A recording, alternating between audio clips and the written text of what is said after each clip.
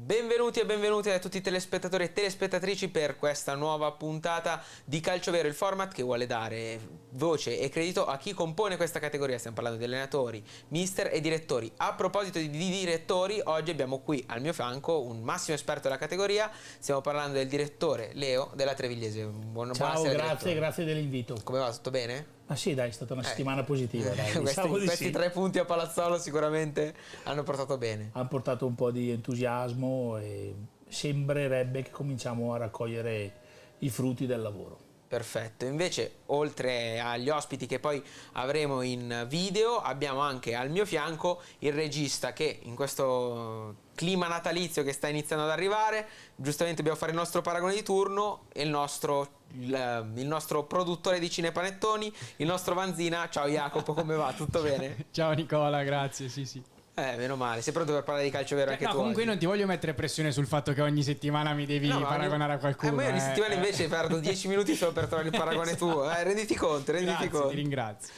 Prima di annunciare i nostri ospiti andiamo a vedere però al volo la classifica del girone D per iniziare a entrare dentro questa puntata. Classifica che dice un primo posto in condivisione tra Prosesto e Lentigione a quota 29, con il Desenzano, la Pistoiese e il Piacenza che completano la zona playoff, mentre il gruppone, ecco, possiamo dire che va fino al San Giuliano, anche se nelle ultime ore è arrivato un -3 che poi andrà chiarito, e invece negli ultimi posti troviamo dal Sasso Marconi alla Tutto Cuoio, Sasso Marconi quota 14, Progresso quota 13, Trevigliese quota 12, Tropical Coreano 10, Tutto Cuoio 4. E io parto subito quella che è stata un po' la notizia dell'ultimo minuto, questo San Giuliano City -3, quanto influisce, quanto sia sulla squadra che poi sicuramente influisce, perché comunque San Giuliano aveva 19 punti, con questa penalizzazione va a 16 e va appena la prima squadra dovrebbe essere quella al di fuori dei play-out.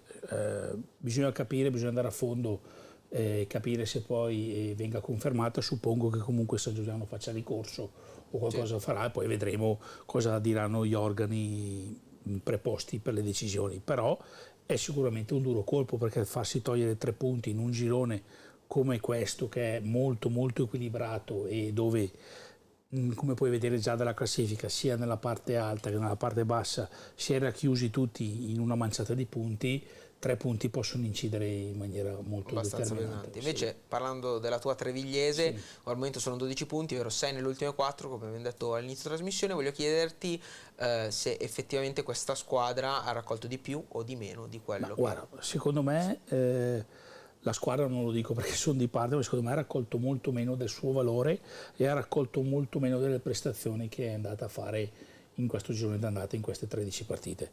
Siamo stati un po' sfortunati su alcuni episodi, anche se poi non è mai bello parlare di sfortuna, però abbiamo fatto delle ottime prestazioni dove non abbiamo portato punti, mentre le partite dove effettivamente abbiamo meritato di perdere sono state veramente molto molto poche. Quindi secondo me la squadra ha raccolto qualche punticino in meno rispetto a quello che ha dimostrato ad oggi. Poi sperando che poi con il proseguo del campionato le cose si possono equivalere, nel senso raccogliere anche magari qualcosa un po' di fortuna. Un po' di fortuna. Sì, È questo che è un sì. po' la speranza sempre, poi una certa quando inizia a costruire quella però la speranza. Sicuramente nelle ultime 4 partite aver fatto 2 vittorie e aver perso con Pistoiese e Piacenza, che sono secondo me 2 squadre non alla nostra portata, perché bisogna guardare in faccia la realtà. Secondo me aver fatto 2 vittorie fuori casa con San Giuliano e Palazzolo sono una bella boccata di ossigeno. Siamo rientrati nel gruppone, perché se pensi che ad oggi appunto da San Giuliano abbiamo solamente 4 punti, quindi è tutto fieno in cascina. Adesso dobbiamo cominciare a dare continuità alle 2 vittorie che abbiamo fatto nelle ultime 4 partite. Ecco, proprio soffermandoci sulla continuità, voglio parlare del mister, del cambio di mister. Quali sono state le motivazioni che hanno portato all'esonero di Tricarico e all'arrivo di Mangone, e soprattutto come si sta trovando con il mister Mangone? Allora, innanzitutto spendo una parola di stima nei confronti di Tricarico, che lo considero un ottimo allenatore e una grande persona. La scelta di cambiare non è stata facile, soprattutto per il rapporto che mi legava con lui, però bisogna essere anche obiettivi che nel calcio purtroppo il risultato è parte determinante di qualsiasi scelta. Quando i risultati non arrivano è un dovere della società in cercare di intervenire, e l'unico mezzo che si ha per intervenire in una situazione difficile è il cambio dell'allenatore. Abbiamo optato per la guida di Mangone perché secondo me è un allenatore che serviva al gruppo con la sua metodologia, con il suo modo di pensare, di trasmettere serenità, e i risultati in effetti stanno arrivando. Questo però ci tenevo a precisare che è vero che adesso stiamo facendo comunque una campagna acquisti per cercare di rinforzare l'organico, però torno sul discorso di Tricarico, che secondo me non aveva grosse responsabilità, ma purtroppo i risultati la fanno da padrone nel calcio. Ovviamente quello poi il riscontro finale. E voglio chiedere invece proprio dal punto di vista tattico quali sono state le differenze principali, se si può dire, che hanno portato i due guarda, mister. se ti devo dire la verità, i 2 mister giocano con lo stesso modulo. Noi siamo impostati con una difesa a 3, con i 5 centrocampisti con le 2 punte. Sono state apportate alcune variazioni dal punto di vista tattico su magari delle situazioni di gioco che magari prima aveva una metodologia diversa all'allenatore precedente, però come modulo di gioco siamo ancora orientati su come era stata costruita la squadra in estate. E invece voglio chiederti anche un po' quali che sono i nuovi acquisti, perché logicamente poi ha sorpreso tutti. La notizia del giorno è quella dell'acquisto di De Respinis. Che acquisto è stato? Se c'è qualche retroscena magari, e cosa vi aspettate poi da quel concentratore esperto per la categoria?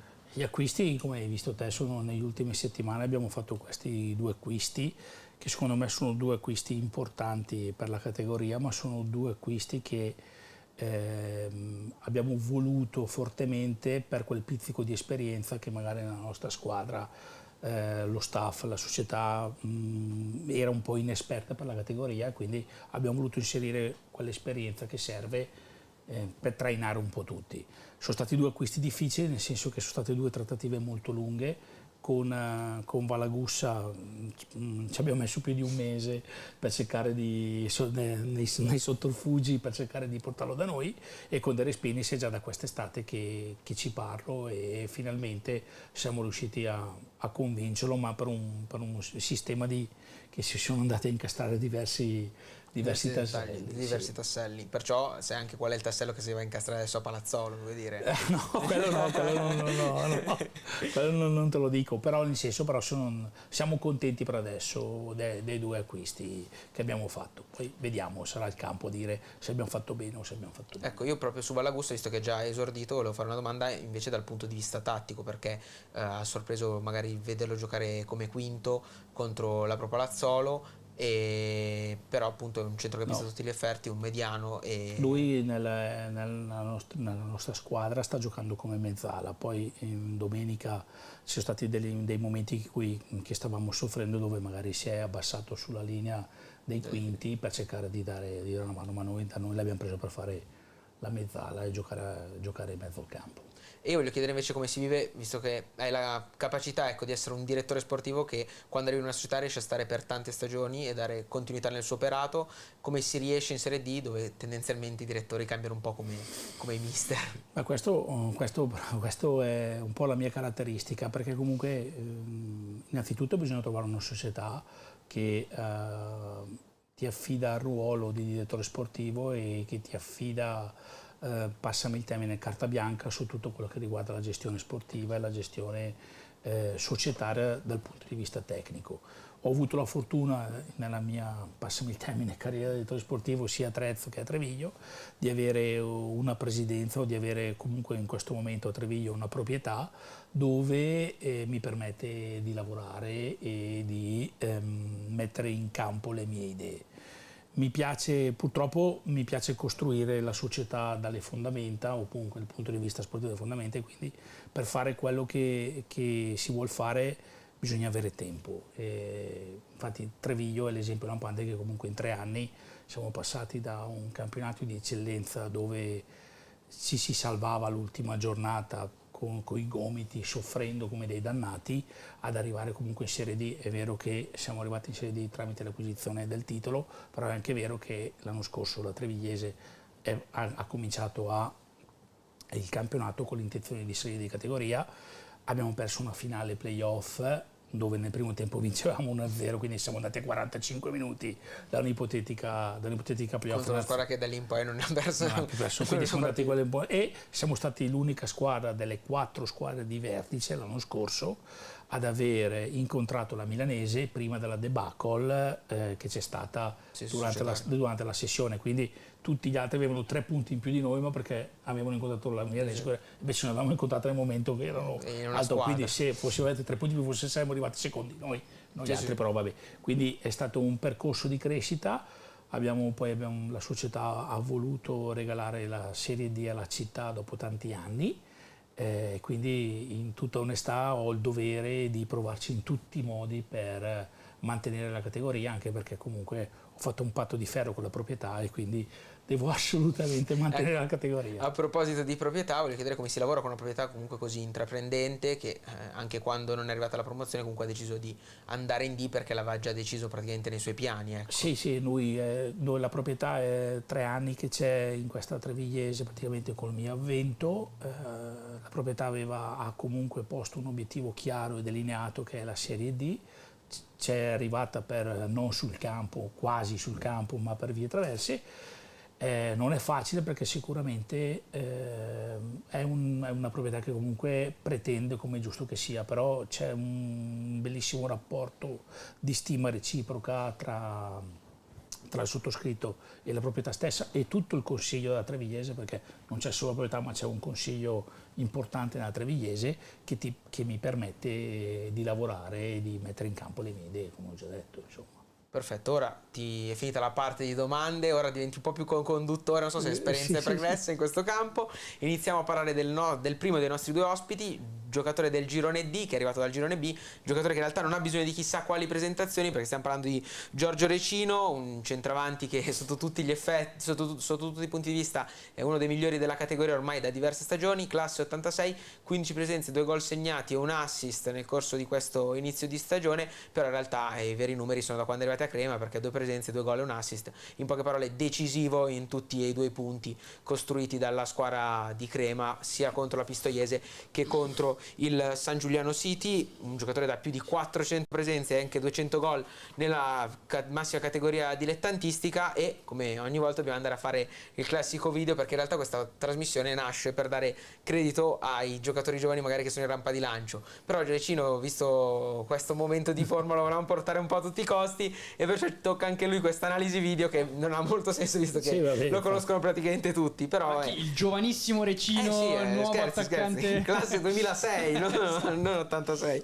No, e infatti il primo replay in realtà è semplicemente una compilation di tutti i gol che Giorgio Recino sa fare in tutti i modi in cui li sa fare. Ora questo primo magari non rende troppo merito sullo schermo visto inquadrato un po' da lontano, ma è l'ultimo contro il San Giuliano in cui si accentra dentro l'area di rigore e poi con un tiro incrociare trafigge Libertazzi, ma un giocatore appunto che sa fare gol un po' in tutti i modi. Anche qua serpentina, stop e poi serpentina dentro l'area di rigore con un 1-2 a saltare un po' tutta la difesa, palla nell'angolino, perciò dimostrazione di calciatore dalle grandi qualità. Ne devo vedere almeno un altro paio, perché poi questo è il gol da centravanti che sa farsi trovare davanti la porta, e ce ne sono, c'è anche quello con la Pistoiese, ma tanti gol ecco che Recino sa fare, sa come si fa. E io chiedo se c'è mai stato qualche aneddoto con Giorgio, visto non c'è aneddoto. È sempre stato fuori portata, sempre non sembra avvicinato Giorgio Recino, sempre stato fuori portata. Questo è comunque un dettaglio non indifferente. E questo poi il gol invece contro la Pistoiese, che sorprende visto che qualcuno magari iniziava già a darlo per finito, e poi invece nella prima partita finisce che prende palla al centrocampo. E chiedo invece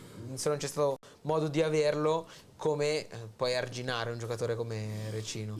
Giorgio Recino è sempre Giorgio Recino, un attaccante, penso che sia uno degli attaccanti più forti della categoria, e lo è da almeno una decina d'anni, non vorrei, forse, ma se non sono 10 sono 8. Un giocatore forte fisicamente, un giocatore che quando parte in progressione, nonostante l'età, fa ancora male. Da arginare non è certo semplice, però bisogna fare in modo di non dargli quello spazio di partire in progressione, perché in quel momento lì diventa devastante. E infatti secondo il replay in realtà va a far vedere anche come dentro l'area sa far male con il colpo di testa, che è anche un altro gran marchio di fabbrica del centravanti. E poi c'è anche il famoso gol con Legnano col Piacenza di mezza rovesciata, anche quello diciamo che un gran marchio di fabbrica da parte del bomber del Piacenza, ex Piacenza, ora appunto al Crema. E diciamo che Giorgio Recino, come abbiamo detto, è difficile presentarlo, poi è difficile trovare parole, perché è un giocatore che conosco tutti. Infatti immagino anche quelli che stiano guardando la trasmissione in questo istante giustamente possono fare altro che fare i complimenti. L'ultimo invece dei replay sono le giocate di sponda, che poi anche saper fare assist è importante, saper girare il pallone al modo giusto, al momento giusto, e anche in questo è bravissimo e in grado Recino. E io chiedo se tu hai mai avuto modo di vederlo in difficoltà, se non c'è mai stato magari una partita che No, io ci avevo giocato contro quando ero a Trezzo, che lui era Desenzano e ci aveva fatto male sia l'andata che il ritorno. L'ho visto nella famosa scalata che ha fatto con la Giana, che era un ragazzotto e che ci aveva impressionato. L'ho visto anche all'inizio della sua carriera, quando era la Brembatese, non vado errato, l'ho visto quando era la Brembatese in promozione, e però poi andando con gli anni comunque ha dimostrato di essere un grandissimo attaccante, cioè comunque 400 presenze, comunque condite penso da 250 gol, quello che è, non li fai tanto per caso in una categoria come la Serie D. Comunque lui ha fatto gol in tutte le categorie, quindi questo è il classico. Chi segna sempre. Chi segna sempre, e segna sempre in categorie così difficili come la Serie D, insomma vuol dire che è giocatore. Sì, giocatore vero, sotto tutti i punti di vista. E ora però è arrivato il momento di annunciare il nostro ospite. Ciao Giorgio, come va? Tutto bene? Ciao Nicola, buonasera a tutti. Ciao Grazie, Bomber. sì. Buonasera direttore. Perfetto, ora possiamo già andare con le domande. Ti chiedo subito al volo come sta andando a Crema il tuo ritorno, e visto che è difficile dire che sta andando male, però giustamente la domanda di rito va fatta. No, bene, dai, siamo partiti, cioè sono partito con una partita non semplicissima, però abbiamo fatto molto bene, secondo me, sotto tutti i punti di vista. Comunque, per quanto riguarda l'ambiente, poi conoscevo già molto bene e ho trovato un gruppo di ragazzi che non conoscevo, che comunque si vede che sono molto affiatati. Infatti i punti secondo me che abbiamo in questo momento tanto l'hanno fatto loro a livello di gruppo e di squadra, perché li ho visti molto Ma proprio in questo girone compatti. dovevi tornare? Non ho capito. Proprio in questo girone dovevi tornare? Non potevi restare nel B? La battuta ci hai provato, direttore, ci ho però ormai non l'hai convinto. Ormai è fatta. Non l'hai convinto, ormai è fatta. Ormai Non so se cambia di nuovo maglia, non penso. E invece voglio farti una domanda poi proprio sul B, perché è inevitabile. La Leon che ti ha cercato tanto, ti ha voluto tanto, appunto, avevamo parlato col direttore Sala, aveva detto che per ben 5 anni aveva provato a portarti dalle parti di Vimercate, non c'era mai riuscita, c'era riuscita quest'anno, però è un matrimonio che non ha funzionato. Secondo te ci sono stati dei motivi? Quali sono stati i motivi per cui, ecco, non sei arrivata alla buona fine del matrimonio? Ma no, semplicemente sono state fatte delle scelte dall'allenatore che comunque non rispecchiavano i progetti da inizio stagione, diciamo, e io poi, arrivati a un certo punto, ho dovuto fare le mie scelte perché comunque mi sento molto bene sia mentalmente che fisicamente, quindi avevo bisogno di giocare di più e loro lo sapevano, quindi arrivati a un certo punto ho dovuto comunicare questa cosa alla società perché comunque avevo voglia di giocare molti più minuti e di essere più coinvolto, quindi tranquillamente ci siamo parlati, ho parlato alla società e c'è stata appunto questa cosa qua. E poi ricollegandomi sempre alla società, voglio chiederti un affronto magari tra Mister Memusha e Mister Vullo, due mister che stanno cercando di portare un'idea di calcio abbastanza differente. Quale più dei due magari ti ha colpito, e se ti ha colpito qualcuno dei due, ecco. Ma allora, diciamo che non andiamo troppo indietro, nel senso che adesso è giusto che mi concentro sul Crema. Quello che ti posso dire è che all'inizio con Mister Vullo sono state fatte determinate scelte dovute dalle partite ravvicinatissime che abbiamo avuto a inizio stagione, quindi sono state fatte determinate scelte. Con Mister Memushai praticamente 6 partite non sono mai partito titolare e quindi ha fatto anche lui le sue scelte e niente, questo è quanto. Quindi per quanto riguarda poi i vari mister, sono stato troppo poco tempo sia con uno che con l'altro per darti delle vere opinioni a riguardo, ecco, quindi E invece preferisco. collegandomi a Crema, è vero, anche qua non è molto che sei col Crema, ma anche il metodo di lavoro di Mister Piccolo, non so se hai avuto modo di vederlo, visto che poi prima era anche nella Juniores del Piacenza, magari ecco c'è stato modo già di averci a che fare. Sì, a Piacenza non ho avuto modo di conoscerlo abbastanza bene, non abbiamo mai appunto lavorato insieme, quindi questo è l'inizio, però mi sembra un mister che comunque ci fa comunque star sul pezzo tutti perché in questo momento, in questa stagione per gli obiettivi che abbiamo bisogna essere veramente ogni partita sul pezzo, quindi adesso ci stiamo conoscendo piano piano sotto tutti i punti di vista, quindi il mister non lo conoscevo, però come ho detto prima l'ambiente sì, molto bene anche, quindi sono molto contento di essere tornato. Invece, sfrutto le qualità da co-conduttore del nostro direttore qui presente, chiedo se hai una domanda per Giorgio Lecino. L'ho già chiesto prima perché è tornato in questo girone, non poteva restare nel B. La prima, a parte gli scherzi, no. Volevo capire come va la. Prima due cose volevo chiederti per curiosità. La prima, come andava la convivenza con Bonseri alla Leon, che secondo me è un altro grande centravanti, insieme, se secondo te si poteva fare di più giocando insieme voi due, e poi con Fenotti che anche lui è un altro centravanti, è una prima punta un po' atipica che attacca molto la profondità, meno forte fisicamente, che però volevo capire queste due cose. Sì, allora con Bonseri abbiamo praticamente avuto pochissimo spazio insieme, come ho detto prima, io sono con le ultime 6 col mister Memushai sono partito sempre dalla panchina, è sempre partito lui titolare, quindi praticamente non abbiamo mai avuto l'occasione di giocare dall'inizio insieme. Con Mister Vullo abbiamo avuto l'occasione su 6 partite, forse 2 volte, di giocare dall'inizio insieme.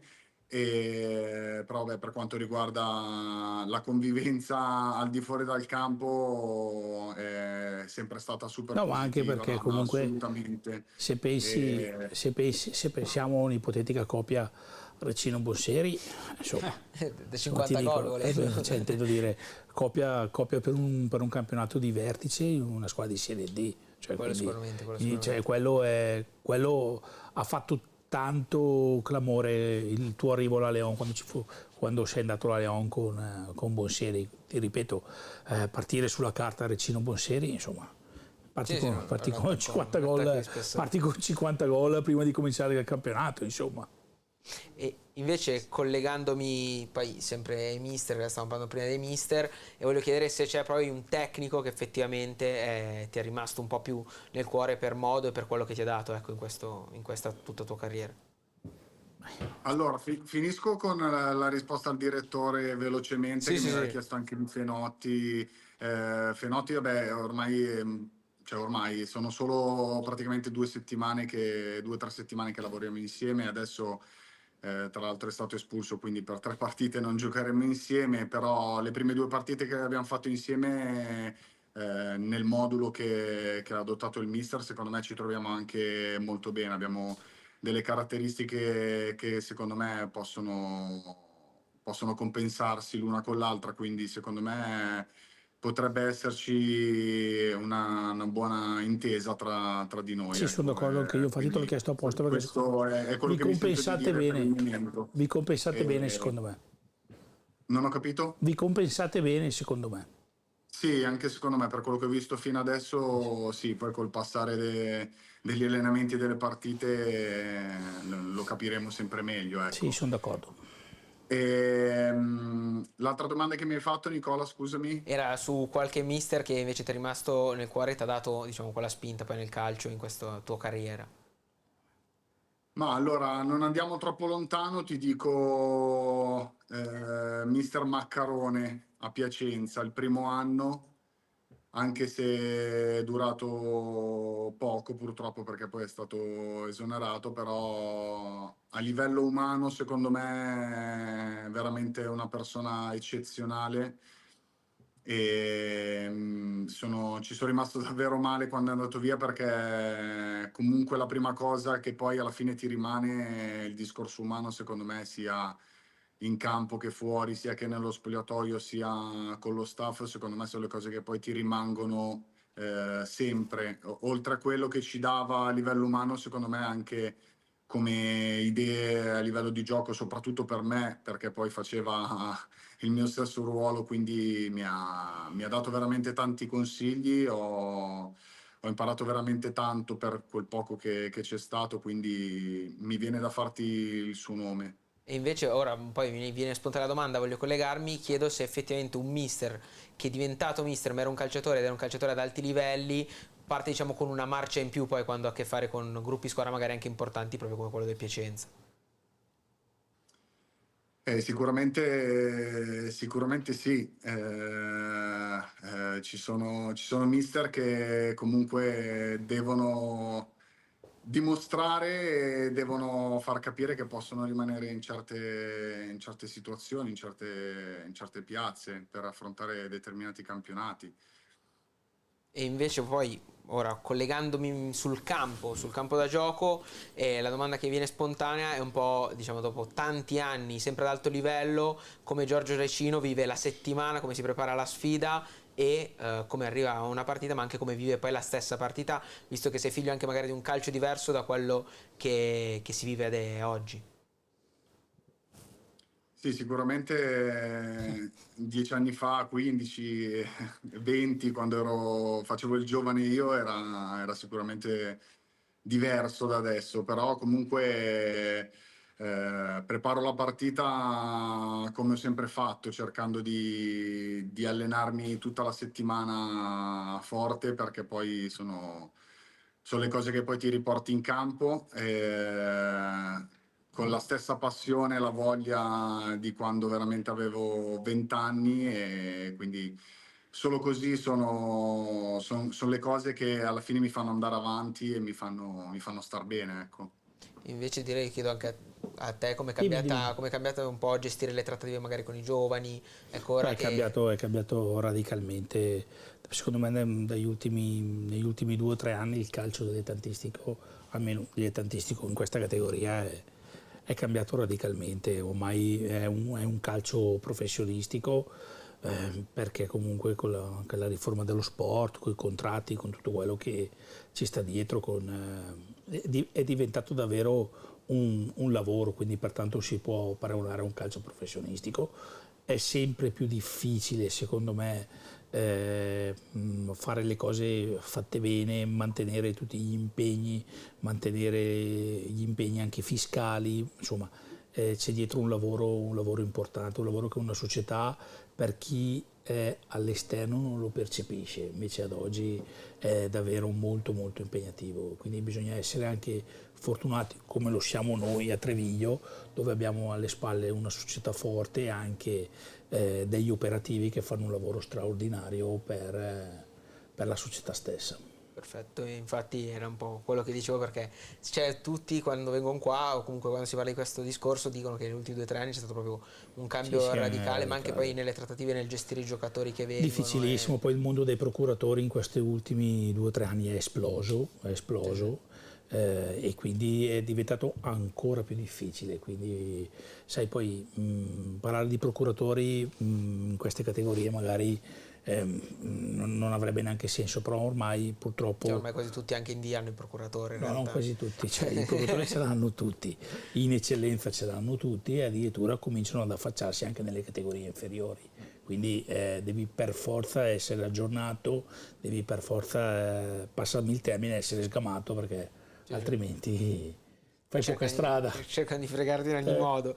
E ora invece passiamo a uno dei format della puntata, il botta e risposta. Nico, posso io una domanda all'ospite? Perché mentre mandavamo i video, poi chiaramente è sempre un po' la cosa, non dobbiamo presentare noi Recino, non scopriamo oggi Recino, nel senso era un po' un... come si dice, dei continui complimenti, ok, chiaramente al giocatore e alla carriera che ha fatto. Dato che è comunque un po' di anni che gioca sui campi, però fa anche un ruolo che poi, se la domenica non fai gol, per una settimana finché non fai gol sei un pippone, capito? E io volevo chiedergli se nella sua lunga carriera è stato più settimane un bomber o è stato più settimane un pippone, capito? No, vabbè, ma possono capitare, sono capitati sicuramente i momenti dove per 1000 motivi non ti entra la palla in porta, però poi penso che si debba fare una valutazione a 360 gradi su tutti i giocatori, ecco.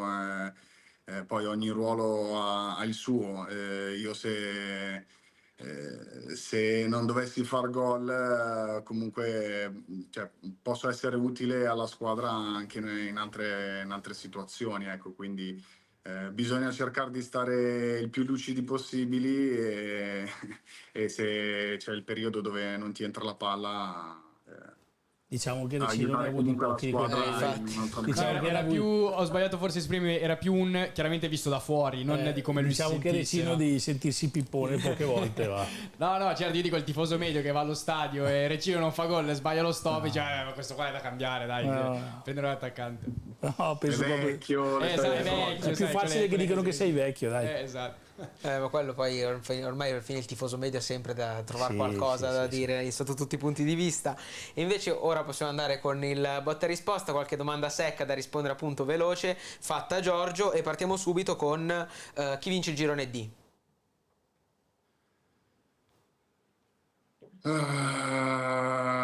Piacenza. Perfetto. Invece il compagno di reparto migliore che ha avuto?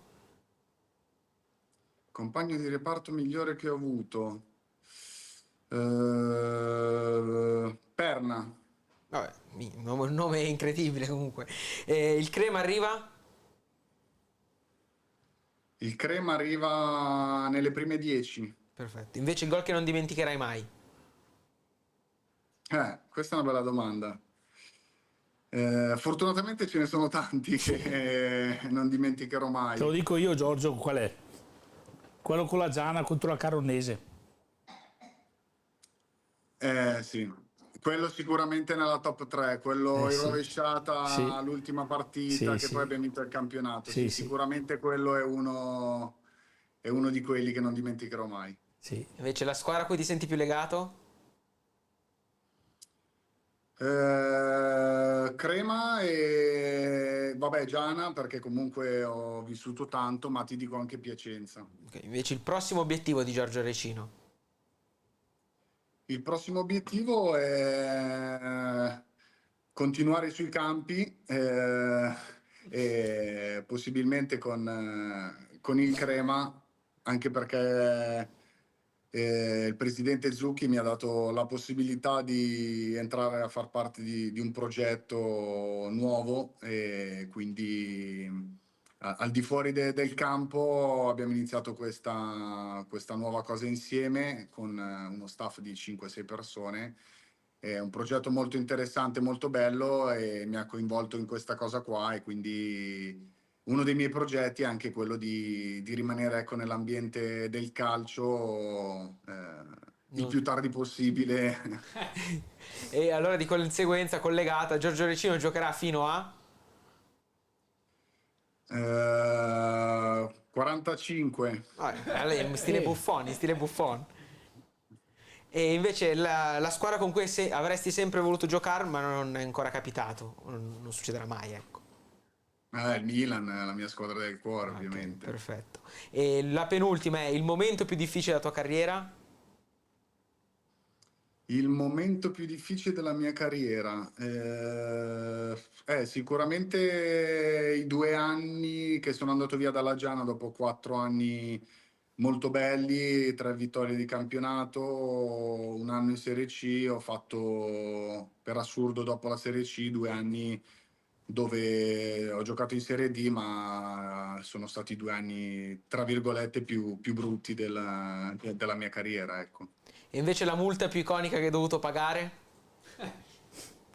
La multa più iconica. Mm. Questa negli ultimi anni non me la ricordo perché è impossibile. Però, beh, sicuramente quando ero più ragazzino, qualche squillo al telefono durante il discorso del mister potrebbe essere capitato. Ecco, dire come reagiresti tu? Multa. Multa anche tu, basta, sì, lì, non Multa parte il cazziatone. sì, multa e pizza in settimana, anche perché... quindi- E invece adesso possiamo passare al prossimo turno, è un turno importante perché il Crema se la vedrà contro la Pro Palazzolo. Prima vado alla lettura del prossimo turno, poi preparo un consiglio da dare a Giorgio perché poi con la Pro Palazzolo ci ha vinto 4 giorni fa, di conseguenza diamo un consiglio. Allora, il Non c'è prossimo bisogno turno... di consigli. Vabbè, però noi lo diamo al Crema in generale, allora in questo caso.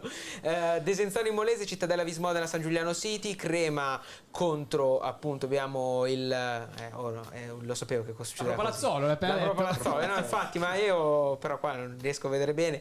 Prosesto se vuoi te lo leggo Piacenza, io, Progresso Lentigione, Sasso Marconi contro Rovato Vertovese, Sant'Angelo contro Tuttocuoio, Trevigliese Correggese, Tropical Coriano Pistoiese. Io l'ho detto che sarei caduto sullo schermetto di Inquadro. Perché qua e ci non lo sono caduto. sanno, ma E ci sono caduto. è stata una dura sfida questa. Ok, questa però ci lettura. vedi bene. Hai visto?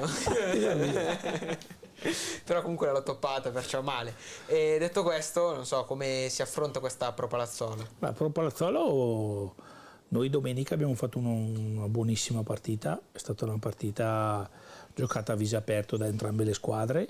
La Pro Palazzolo è un'ottima squadra, non è la Pro Palazzolo degli anni precedenti, ma non è neanche una squadra così lontana dalle squadre degli anni precedenti. È una squadra comunque che annovera all'interno del suo organico comunque due punti di rilievo come Capone e Minessi, annovera Pinardi in mezzo al campo, allievi dietro, comunque allenatore esperto della categoria, una società solida, uno stadio importante.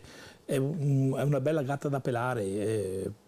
Sicuramente hanno loro, giocando in casa, secondo me hanno quel valore aggiunto che è il Pubblico. loro campo, che comunque è un bellissimo stadio, un bellissimo manto erboso e soprattutto secondo me in questo momento il Crema ha questo entusiasmo dettato da questi risultati che ha fatto meritatamente e che comunque entrando in campo così sbarazzini danno fastidio davvero a tutti. Io li ho visti, è una squadra che gioca molto bene a calcio, corrono come dei dannati, sono sempre sul pezzo, come diceva prima Giorgio, quindi c'è da dare atto all'allenatore e sicuramente alla società che ha costruito la squadra.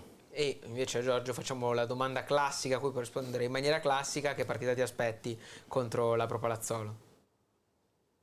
No, sicuramente partita molto tosta come d'altronde lo sono tutte quante. Abbiamo già visto qualcosa in questi giorni e come ha detto prima il direttore hanno comunque dei giocatori molto forti e importanti, quindi sarà sicuramente una sfida tosta, però vogliamo tornare alla vittoria perché ormai manca da qualche partita, quindi faremo di tutto per vincere in casa nostra.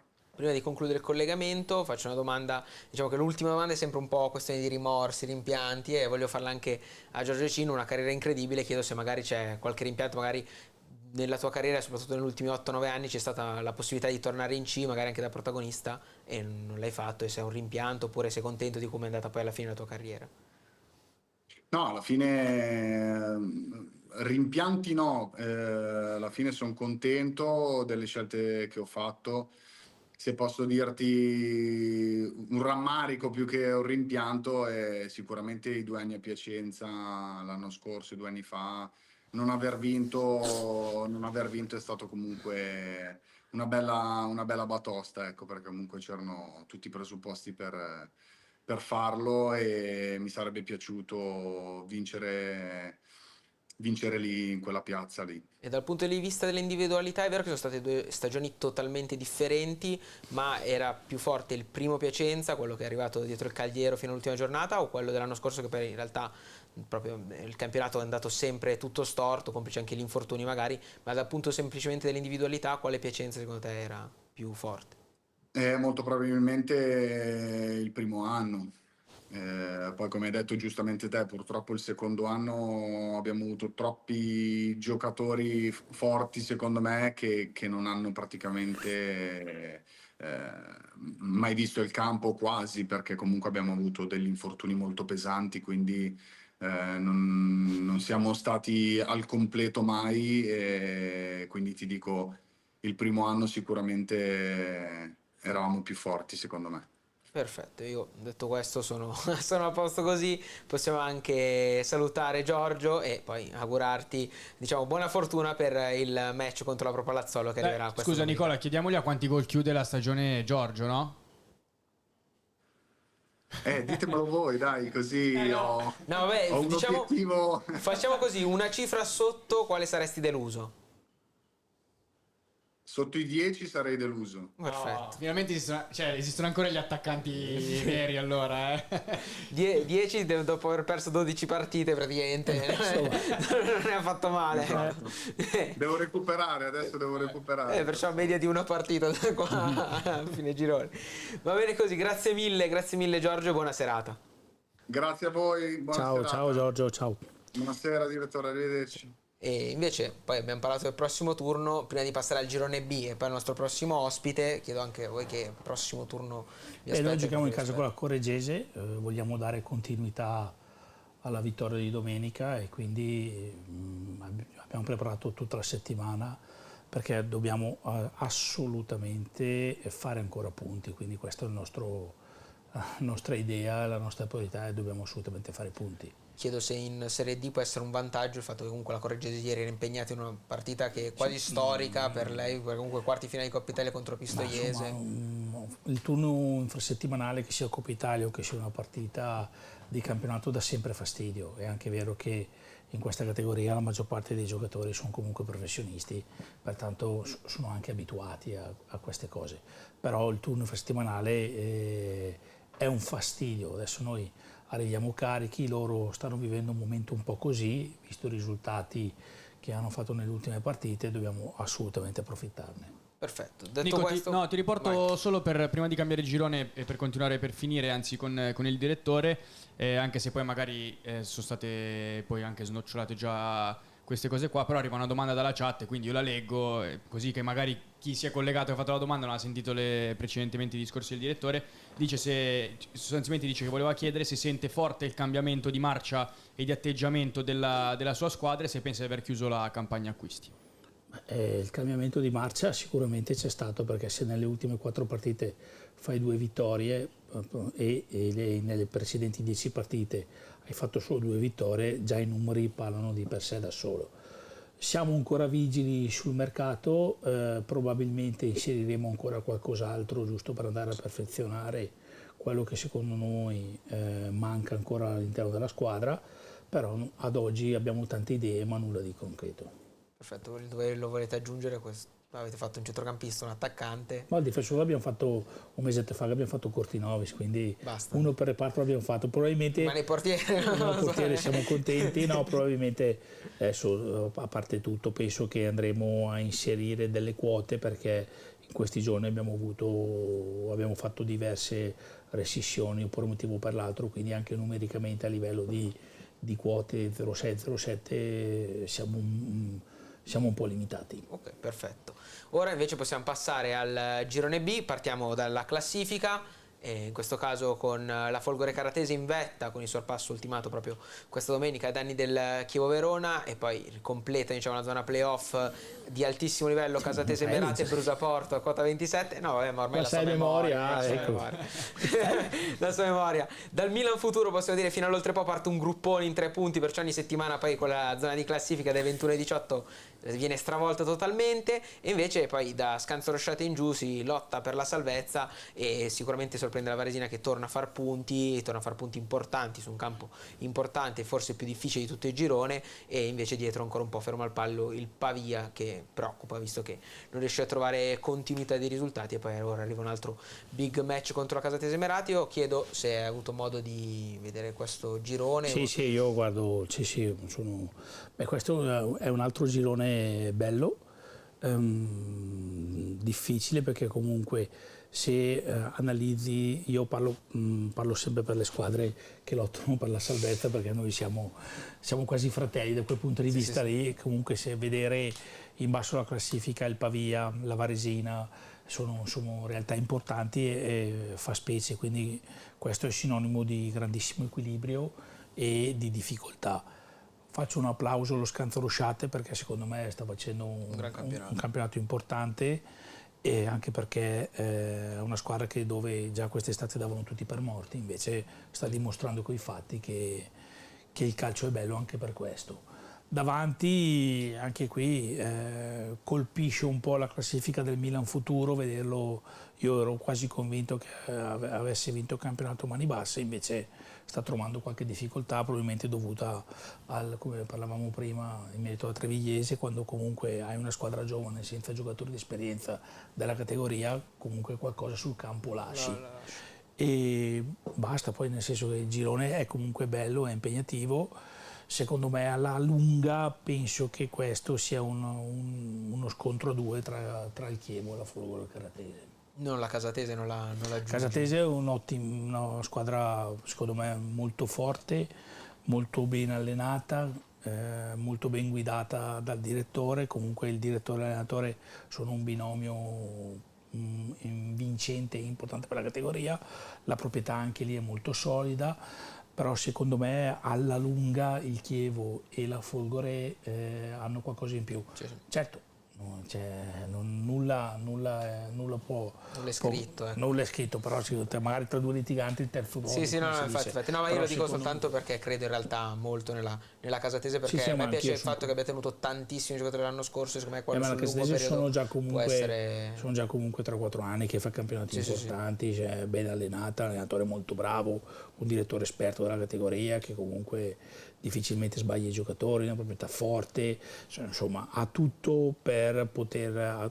Quest'anno oltretutto, anche l'anno scorso, so che giocano a Merate, quindi anche la struttura adesso sono andati a migliorarla rispetto a prima che giocavano a Casatenove, quindi magari secondo me se vanno avanti in questa strada sarà sicuramente una squadra che nei prossimi anni può ambire al salto, non che quest'anno non lo possa fare. No, infatti. Però ti dico, secondo me poi... Sì, no, è logico. Poi può essere anche un po' anche semplicemente di fortuna, come è capitato al Cagliero qualche giorno fa. Sono d'accordo. Però sicuramente rispetto al Cagliero, se il Casatese dovesse fare il salto, secondo me arriverebbe più pronta. È molto più pronta e molto più organizzata. Perfetto, invece ora iniziamo a presentare poi quello che è il nostro secondo ospite. Stiamo parlando di Carannante, un giocatore che è poi il metronomo di Mister Commisso, 14 presenze, 5 assist in tutte le competizioni, classe 99, 1228 minuti giocati. Direttore, ti chiedo subito se è un giocatore che conosci, un giocatore che non conoscevo prima del suo arrivo dalla Casatese, giocatore che ho avuto modo di conoscere da quando è arrivato alla Casatese, giocatore importante per la categoria. Mi ricomplimento ancora col direttore Ro, che è andato a prenderlo, a scovarlo, quindi sicuramente un giocatore molto importante che negli equilibri della Casatese secondo me è determinante. Io voglio dare un paio di dati perché poi è importante, perché 5 assist non sono solo quelli, visto che come assist è uno dei migliori di tutta la categoria. Sopra di lui in campionato ci sono solo i vari De Cerchio, Tremolada, giocatori di un certo spessore, possiamo dire, Perrotti. E poi invece come duelli vinti, perciò anche la fase difensiva, che poi è sempre molto importante, ad oggi come duelli fatti in campo è con più di 100, è il primo di tutta la serie di girone B, ecco. Comunque i numeri non mentono mai, quindi questo ti determina che tipo di giocatore è, quindi già i numeri di per sé parlano chiaro. Invece ora iniziamo a vedere il primo filmato, che è una questione di assist, che appunto abbiamo detto è una delle sue doti migliori, d'assist da piazzato, in questo caso contro l'Oltrepo, gol di Ferrante. Altro gran passaggio, in questo caso non arriverà poi l'assist, o meglio, sì, no, questo è quello in cui arriva l'assist, poi qua secondo me è anche no, questo non arriva l'assist, ok, no. È colpo di testa, quello dell'assist è dopo, che fa anche magari un po' ridere, e poi lo vedrete. E anche in questo caso assist contro il Chievo Verona, un giocatore che dove arriva mette in difficoltà la difesa avversaria anche quando arriva sul fondo, poi con la palla al centro. Ecco, questa è la situazione che dicevo prima, che è una situazione simile, e poi ora capirete perché secondo me fa sorridere in questo dettaglio, perché poi partecipazione nell'esatto istante in cui arriva la palla al centro niente l'assist non lo vedi, vedi risultare, ma l'assist non lo vedi. Ti assicuriamo che ha fatto gol, sì, e il passaggio in mezzo era quello come fatto contro il Chievo, perciò l'avevo preso, però ma con tutti gli assist che ha fatto questo dovevi li ho presi tutti e 5 in realtà, io li ho fatti girare tutti, era perché comunque mi piaceva la particolarità che era un assist simile a quello col Verona, in cui scende sul fondo, poi trova la palla al centro. Invece il secondo focus è quello che riguarda i recuperi palla di cui abbiamo parlato, qua contro la Castellanzese che viene fischiato fallo, in realtà poi è un intervento sul pallone. Anche questa partita possiamo vedere come non tende mai a mollare l'avversario, anzi attaccarsi, e poi questo recupero palla magari a volte anche in zone di campo favorevoli. Una della sua qualità migliore è che alterna la doppia fase, sia la fase difensiva che la fase offensiva. Giocatore completo. Sì, sotto tutti i punti di vista, però i focus sono 3, perciò dobbiamo far vedere anche il terzo prima di far entrare l'ospite. Questo era l'ultimo recupero palla. Invece l'ultimo, che è un altro dato che sono andato a scovare, ormai con Wescout si trovano dei dati incredibili, abbiamo fatto una pubblicità incredibile a Wescout. No, e detto questo, poi se ci vogliamo mangiare di un abbonamento siamo contenti. No, sto dicendo i smart passes, che secondo me sono i passaggi intelligenti, cioè quei passaggi che vanno a tagliare poi il campo, e lui è quinto in tutta la Serie D anche in questo dettaglio. Questo secondo me è quello che più di tutti fa capire quanto sia un giocatore completo nei due reparti, perché conquista il pallone e poi va a servire questo passaggio, poi Vinci non sfrutta l'occasione, però in realtà l'ha messo in porta, ecco. E niente, detto questo, posso chiedere a Jacopo se abbiamo il nostro ospite? Assolutamente. Perfetto. Allora, ciao Gabriele, come va? Tutto bene? Prima di partire, però aspetta, ti chiedo se puoi mettere il telefono in orizzontale. Perfetto, ok, grazie mille. Allora ora puoi dire tutti come va, se va tutto bene. Tutto bene, buonasera anche al direttore. Sì, buonasera. Nicola, non ti dico neanche la faccia che ha fatto quando hai detto smart passes sotto, ha detto cos'è che sono terzi nel campionato a fare cosa? Vabbè, abbiamo cercato di spiegarlo nel miglior modo possibile, penso l'abbia capito alla fine, poi li fa lui in campo, non è che li faccio io. Sì, no, l'ho capito subito, dai. I passaggi intelligenti. Vabbè, sì, queste non sei uno da inglesismi. No, sono sei sono dalla bassa bergamasca, noi siamo un po' più sgrezzotti. Vabbè, no, io sono dello di già, non è che perché noi dalle parti di Sant'Angelo è pane e baloni, Sì, detto, sì, perciò sì, in realtà sì. siamo tutti poi degli stessi luoghi alla fine. E invece io voglio chiederti appunto come stai andando questo inizio di stagione, 27 punti, se siete in linea con quelle che erano le vostre aspettative al tuo secondo anno con la Casatese e se siete contenti poi di questo inizio di campionato. No, siamo contenti, siamo partiti un po' male perché abbiamo fatto 3 punti nelle prime 4 partite. Vero è che abbiamo giocato contro Chievo, Milan e Caldiero pronti via, anche senza magari qualche giocatore che per noi obiettivamente è fondamentale come Mattia, Isel. Poi ci siamo ripresi e secondo me al momento siamo in linea con le aspettative, no? E io voglio chiedere anche infatti quanto può aver inficiato, come ho detto prima anche col direttore, aver tenuto uno zoccolo duro che comunque penso dia una mano a partire diciamo in un determinato modo in un campionato in cui, come la Serie D, in cui tantissime squadre cambiano ogni anno.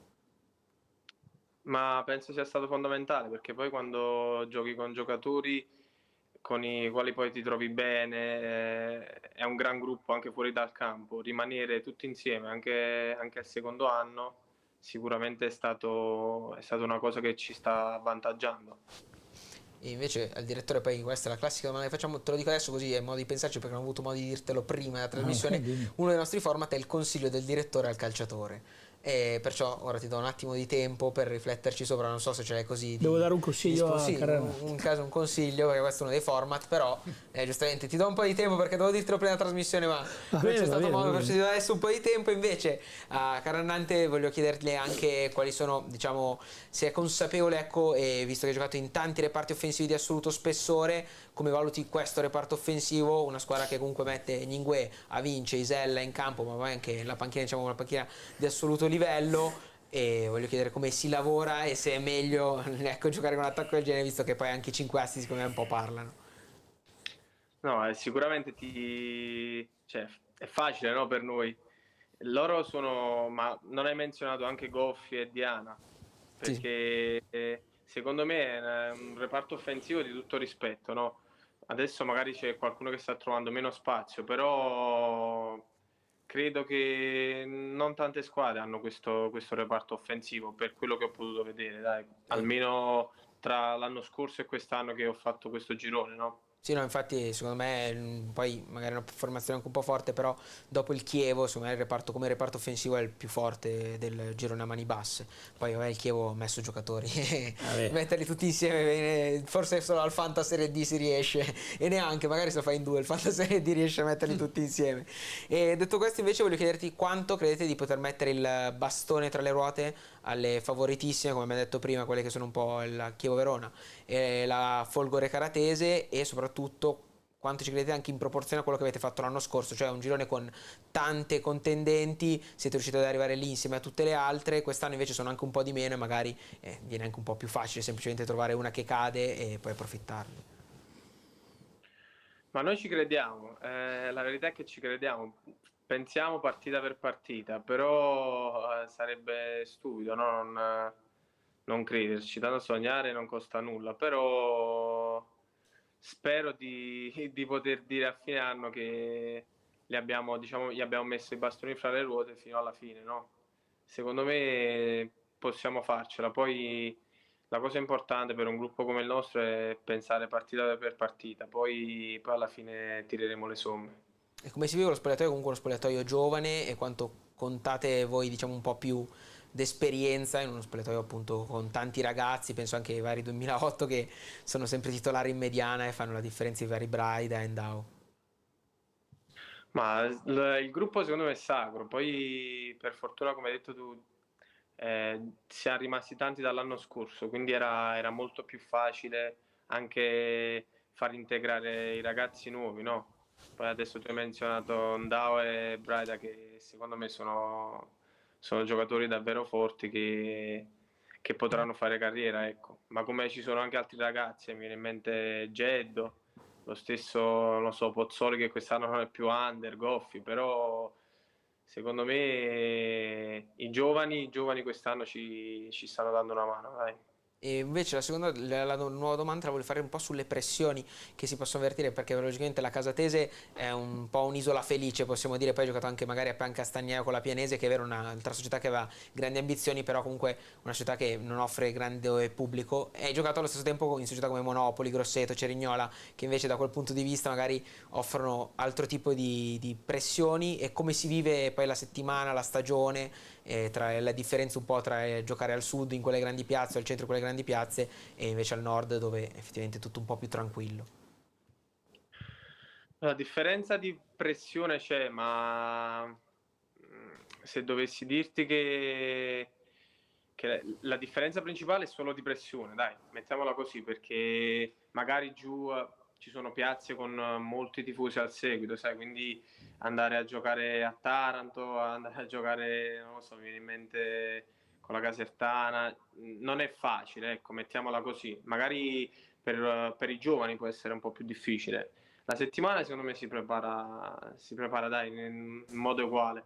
Io chiedevo appunto poi da giovane perché nella società in cui faccio l'addetto stampa è capitato di parlare con ragazzi giovani che hanno avuto esperienza al sud e mi facevano, cioè noi veniamo qua, siamo tranquilli, nessuno ci dà fastidio mai, ma quando eravamo giù, parlo questo ragazzo era Fasano, cioè io uscivo di casa e mi chiedevano la foto, poi magari andavo nei bar quando vincevamo, non pagavo mai niente, quando perdevamo mi facevano pagare, però ecco, diciamo, sono magari anche dettagli che poi soprattutto su un giovane, visto che tu queste esperienze molte le hai vissute anche da giovanissimo, magari fanno la differenza, ecco, per quello che chiedevo. No, sì, fanno la differenza perché diciamo che ti senti giocatore, ecco, mettiamola così, perché ecco, vai allo stadio e giochi, ci sono 10.000 persone. Mi ricordo il primo anno di Under, che era forse la seconda o la terza partita, che ero a Cerignola, mi sa, avevano messo i biglietti a €1 e vai allo stadio, c'erano 10.000 persone, dicevo, caspita, avevo 18 anni. Ti senti giocatore, un po' di pressione ti viene, però dopo il fischio d'inizio ti passa, dai. Ok, perfetto. Invece ora, direttore, l'hai studiato il consiglio, ce l'hai? No, io non posso, non certo dare consigli a Caranante. L'unica cosa, posso dargli solo un suggerimento, ma penso che magari non ce n'è neanche bisogno perché è scontato, perché lui gioca comunque a fianco al 2008, che secondo me è molto bravo, e l'unica cosa che ti posso suggerire è di aiutarlo, perché ha tutte le potenzialità per poter diventare giocatore vero quel ragazzo lì, e quindi Quale dei due? Ndao? non Ndao, io dico Ndao, sì, e quindi mi sento di suggerirti, stagli vicino e fagli capire che è comunque un mondo bello ma non facile. No, ma certo, ma guarda, cerchiamo di trattarlo tra virgolette con le pinze, no? Come Bravo. si suol dire. Però quando c'è da bacchettare lo bacchettiamo. Ci sta. Però secondo me è un giocatore che se si mette con la testa giusta può Sì, anche ambire secondo me. a tanto Sì, davvero. sì. Ancora minorenne, un fisico del genere, poi anche Sì, con ha quella tutto per qualità tra i diventare piedi, giocatore, ha tutto. Poi indifferente. deve anche lui carpire le... Sì, anche rendersi conto Sì, di quello che può diventare. Quello che può diventare. Ha la fortuna di giocare comunque in una squadra importante e con giocatori che, come ha detto prima giustamente Caranati, dice ti senti giocatore, ha provato, quindi può solo che rubare qualcosa. Adesso poi io mi sono permesso di dirti questo perché non ho niente da suggerirti dal punto di vista a consigliarti del giocatore, però quello sì, perché comunque è un potenziale importante secondo me. E io invece voglio collegarmi proprio sullo spogliatoio, perché prima abbiamo parlato di uno spogliatoio di un gruppo che appunto è già in seconda stagione assieme. Allora sul campo c'è un giocatore che sappiamo tutti chi è, che un po' domina la Casatese, soprattutto in campo con gli arbitri. Poi siccome Caranante ha già capito di chi stiamo parlando quando ha a che fare, e voglio chiedere se anche nello spogliatoio e negli allenamenti è lo stesso tipo di giocatore. No, sì, è lo stesso tipo di giocatore. Ecco, È lo stesso tipo di giocatore, ma parliamo della stessa persona. Dillo tu, vediamo se stiamo parlando della stessa persona. Io penso che tu ti riferisca a Mattia Isella. Sì, mi riferivo a lui.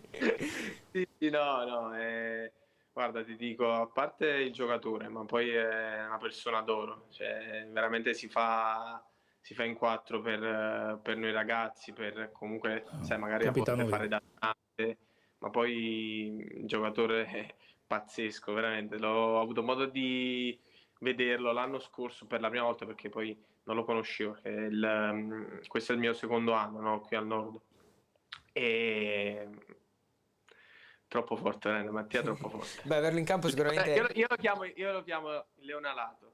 Ecco, averlo in campo sicuramente dà una mano, ecco, perché poi anche nei momenti di difficoltà, come io mi sono sempre chiesto, perché è capitato di vederlo più volte a bordo campo, come tratta gli arbitri in alcune situazioni, come fa a non prendere giallo ogni partita, per partire col giallo, perché gli dici di tutti i colori e tutte le volte si salva in un modo o nell'altro.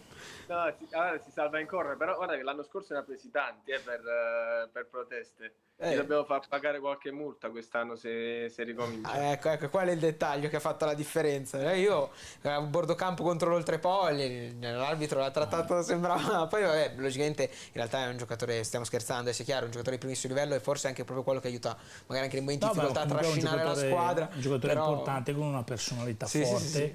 Ragazzo d'oro, squisito, anche perché comunque in passato, mi ricordo ancora un po' di anni fa, quando era ancora al Nebbiolo, siamo stati vicino, e quindi ho avuto modo di... Ed era già così?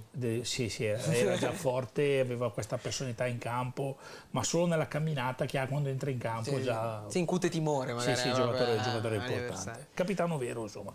Prima del quizzone ho anche l'altro format che abbiamo. Qua esce un format al minuto. Prima del quizzone non è con te questo, andiamo con un'altra domanda appunto al nostro ospite. E voglio chiederti, 5 anni fa eri in Serie C e di conseguenza ora 5 anni dopo ti ritrovi in D, è vero, a lottare per le parti altissime della graduatoria, ma effettivamente magari se 5 anni fa eri nei professionisti ti aspettavi 5 anni dopo poi di essere di nuovo ancora in D, e come si lavora poi, come si capisce quando si fa quello step magari indietro e come si deve lavorare per ritornare in alto? Ma guarda, io penso che se non sono riuscito, perché sono una persona poi realista, no? Se non sono riuscito a mantenere la categoria, poi alla fine dei conti è stata colpa mia, ma soprattutto per magari problemi caratteriali, perché comunque quando ero più giovane non accettavo determinate cose, che poi cresci e capisci che sono quelle poi, no, che ti fanno fare la differenza. E cosa mi sento di dire poi? Cerco di lavorare tutti i giorni anche se comunque ho 26 anni, cerco di lavorare in funzione di ritornare tra i professionisti, perché credo di essere poi alla fine un giocatore completamente diverso, no? Rispetto a 5 anni fa. Quindi cerco di lavorare in funzione a quell'obiettivo. Spero di tornarci quanto prima, ecco. E di conseguenza invece tra 5 anni dove vorresti vederti? Perché poi di 5 in 5... speriamo tra i professionisti, no? È logico. Se c'è una piazza poi invece dove vorresti giocare nei professionisti, ecco. Nei professionisti?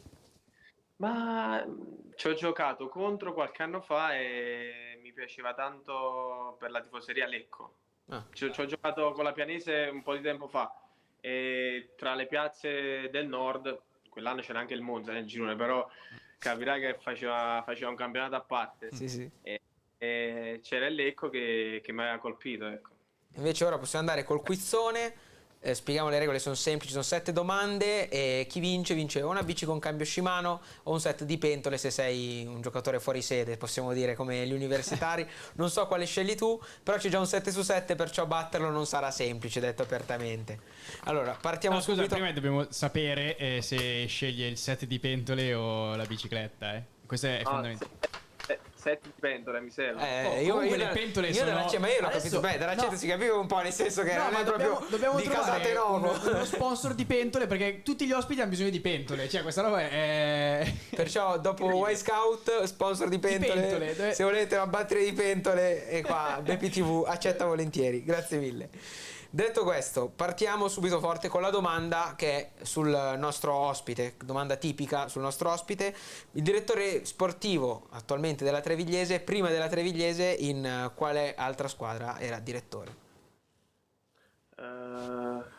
Se ho sentito bene prima, forse la Tritium. Giusto, questa è anche una domanda di ascolto, è stato bravo. È giocatore intelligente. E invece quante reti hai messo a referto con la Casatese Merate in queste 2 stagioni? 4. Giusto. Poi una squadra molto giovane e di conseguenza, un altro classicone della puntata, quanti sono i calciatori più anziani di te? Aspetta. 5. Giusto. Sono Corno, Isella, Mecca, Ferrante e Gningue. E invece hai giocato un solo match in Coppa Italia, quella diciamo quella che prima era la Coppa Italia che coinvolgeva fino alla Serie C, ora vabbè tra varie modifiche coinvolge ancora la C ma solo qualche squadra. E posso chiederti invece contro quale squadra hai giocato? Contro il Ponsacco. Giusto, questa bene a Legnago hai condiviso lo spogliatoio con 2 calciatori attualmente in Serie A, chi sono? Zanoli. Ma attualmente in Serie A o che ci sono stati? Sì, no, attualmente in Serie A. E ti dico che ha giocato contro Zanoli proprio... Sì, no, Corvi. Giusto. Ha giocato proprio contro Zanoli sabato. E invece quante reti hai segnato nel calcio professionistico? Professionistico 0. Giusto. E l'ultimo, che secondo me è anche la più facile, ormai sei a un passo dalla vittoria, poi magari c'è lo spareggione con Samotti. Qual è il miglior marcatore della squadra e con quanti gol? Gningue 6. Giusto.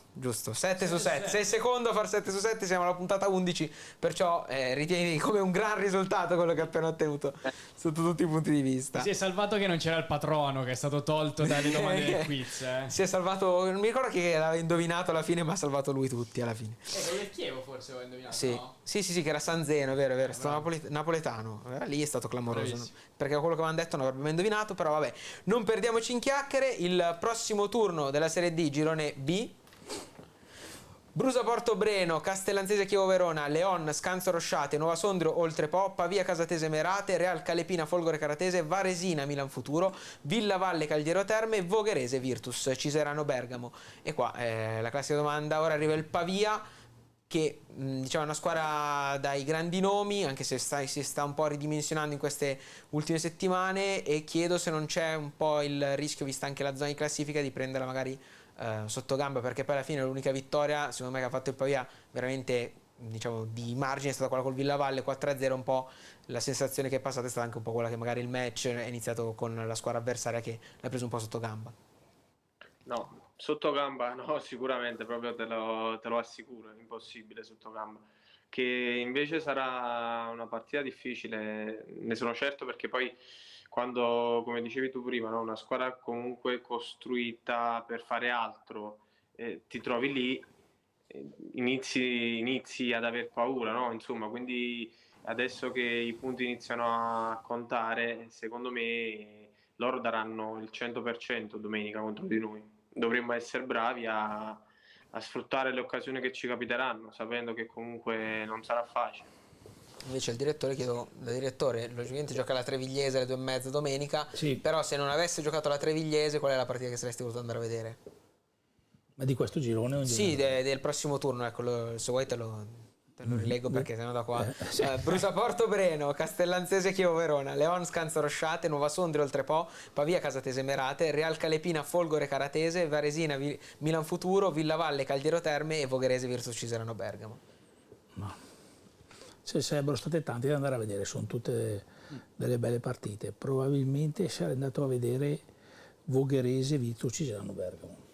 E il campo di Voghera, Ma infatti. perché comunque la Vogherese su quel campo lì dà fastidio a tutti, perché comunque, e la Virtus Ciserano Bergamo viene comunque da 3 risultati importanti consecutivi. Volevo vedere, appunto, andare a giocare su quel campo lì, su quel campo di Voghera. E poi magari perché se c'è qualche giocatore interessante della Virtus Ciserano Bergamo è più vicino per convincerlo, no? Anche della Vogherese, dai. Si convincono tutti, l'importante è che facciano comodo, l'importante non è interessa che sì. da dove arrivino. E invece l'ultima, prima di salutare Gabriele, chiedo se effettivamente a questo turno già ti aspetti magari qualche passo falso da parte di una delle prime due, visto che una gioca contro la Castellanzese anche in trasferta, un match complesso credo. Ma il Chievo a Castellanza e la Folgore dov'è? La Folgore, A Calepina? Calepina. sì, giusto. No, secondo me se dovessi scegliere tra le due chi è più probabile che faccia un passo, ti direi Chievo, perché comunque non è facile vincere a Castellanza. Noi abbiamo vinto poi al 95esimo, però ti dico, mi hanno sorpreso, è una delle squadre che mi ha sorpreso, quindi tra le due ti dico il Chievo, poi magari vincono tutte e due, quindi noi faremo ancora fatica, no? Però, credo sia anche normale, poi se vuoi fare un campionato di vertice è normale che davanti vincano ogni tanto. E chiedo anche, hai parlato di una delle squadre che ti hanno sorpreso di più, quali sono le squadre che prima di salutarti che ti hanno sorpreso fino in questo istante, visto che poi ormai il girone d'andata è praticamente volto al termine? che mi ha sorpreso, ti dico la Folgore. Ok. Mi ha sorpreso tanto perché van forte e poi ci hanno tremolato in mezzo al campo che non ti fa vedere una palla. Poi vabbè, Caldirola dietro, però se ti devo dire un giocatore che mi ha impressionato tantissimo è stato lui. L'anno scorso era in B, quest'anno gioca contro noi, peggio per noi, però Marcarlo tra le linee diventa difficile, poi soprattutto perché l'ho visto domenica, è stato in forma, è stato in forma eccellente. È una cosa impressionante, guarda, veramente sembra, a parte magrolino, però è sgusciante, poi c'ha sempre la palla attaccata al piede. Non è stato facile quando ci abbiamo giocato contro loro, mi hanno impressionato tanto, se ti devo dire, forse anche un po' più del Chievo, se ti devo dire, però tra le due ti dico la Folgore mi ha impressionato tanto. Perfetto, detto questo Nico, io volevo chiedere all'ospite se si era già dato una risposta di come aveva fatto a fare quel gol di domenica. Se ha trovato una risposta a quel grande gol. Allora il primo tempo l'ho mandata nella curva che non c'è. Poi il secondo tempo ho preso un attimo le misure. È andata bene, è andata meglio. Sì. È una settimana felice, gol incredibile contro la Vogherese, poi set di pentole che si gioca allo spareggione con Samotti, perciò è una gran settimana, bisogna concludere al meglio a Pavia sicuramente. Detto questo, io non posso fare altro che salutarti e augurarti buona fortuna proprio per il match di domenica. Grazie mille a tutti, buona serata. Ciao. Buona serata. Io, prima di salutare tutti gli ospiti, faccio l'ultima domanda al direttore. Abbiamo parlato di girone B fino adesso, anzi ne ho due, però prima faccio quella sul girone B. Quella sul girone B è invece tu chi è che vedi favorito? Ma io dico Chievo-Verona. Chievo-Verona. Girone D? Girone D, Desenzano. Puoi prendere un giocatore del girone B e portarlo nel girone D e giocare per te, la scelta qualsiasi, il budget non conta. Per una volta il budget non conta. Ce ne sarebbero tanti. Però non lo diciamo per correttezza. Sì, però ce ne sarebbero tanti. Perfetto, detto questo io posso ringraziare anche il direttore per il tempo che ci ha dedicato, per essere venuto qui ospite. Devo ricordare come sempre che la puntata sarà in diretta sul canale 809 di Sky, 244 del digitale terrestre. Saluto Jacopo in regia. Ciao Nicola, ciao a tutti, grazie. Piero che oggi è qua, che di solito è su, oggi è qua, lo saluto, vediamo se fa un intervento anche lui a microfono. Ciao Nicola. Ciao a tutti, segretaria della Trevigliese che è anche qui presente. Saluto tutti i nostri telespettatori e vi auguro una buona serata. Ciao.